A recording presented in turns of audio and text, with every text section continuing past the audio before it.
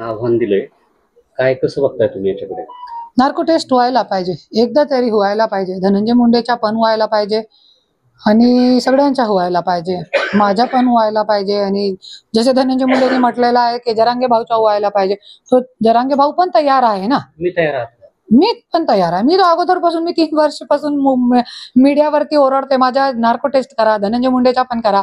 पण धनंजय मुंडेच्या नार्को टेस्टची मागणी करताय ना, ते ना वेळ कोणाची नसते, वेळ एकदा आपल्या समोर असते. आज मुझे झूठे केसों में फंसाने की कोशिश करी भगीरथ बियानी, जैसे के मर्डर केस में मेरे को फंसाने की कोशिश करी. आज सगळी गोष्टी धनंजय मुंडेवरती येते, सगळी गोष्टी धनंजय मुंडेवरती येते. आज वेळ कोणाची नसते. धनंजय मुंडे लक्षात ठेवा, ज्याच्या कोणी नाही त्याचा देव असते, आणि आज हे देवानी दाखवलेला आहे. काय वाटतं तुम्हाला, ते करतील काय नार्को टेस्ट?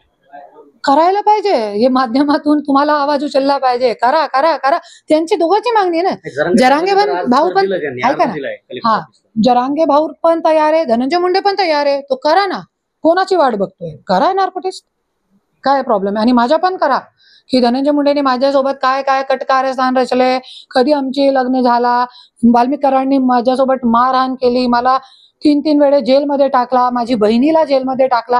अरे किती अन्याय अत्याचार करणार तुम्ही, किती खालची पातळीवर जाऊन अन्याय अत्याचार करताय स्वतःची बायकोवर. आणि आज जरांगे भाऊनी, मी आज बघितला ते व्हिडिओ, जरांगे भाऊनी ते दादा गरुड़ची जे रिकॉर्डिंग सुन ली है उन्होंने, तो उसमें मेरे पति ने बोला है कि ते ड्रायव्हर नाही आहे, ते तिचा नवरा आहे.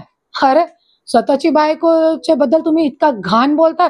आणि कधी तुम्ही बीबी दान केली आपले कुणाच्या ड्रायव्हरला? कोणते ड्रायव्हरला तू आपली बीबी दान केली धनंजय मुंडे? कोणत्या ड्रायव्हरला तू दान केलेला आहे? मला विचारायचं या गोष्टी.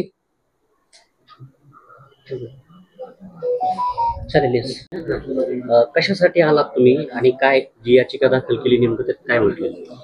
नाही, याचिका नाही आहे. छत्रपती संभाजीनगरमध्ये येण्याचं कारण जे आहे, स्थानिक निवडणूक जे आहे, स्वराज्य शक्ती सेना जे माझा पक्ष आहे, 1.5 वर्ष अगोदर आपला रजिस्ट्रेशन झालेला आहे.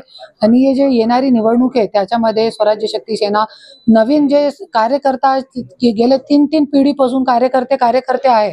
आणि एकच घरामध्ये राष्ट्रवादीच्या नवरा राष्ट्रवादीतून आहे, तो बायको जे आहे बीजेपी कडून आहे, अशी खेळी मांडलेली आहे. आणि मतलब आमदार, खासदार, जिल्हा परिषद सदस्य, नगरपालिका सदस्य सगळे एकच घरामध्ये आहे.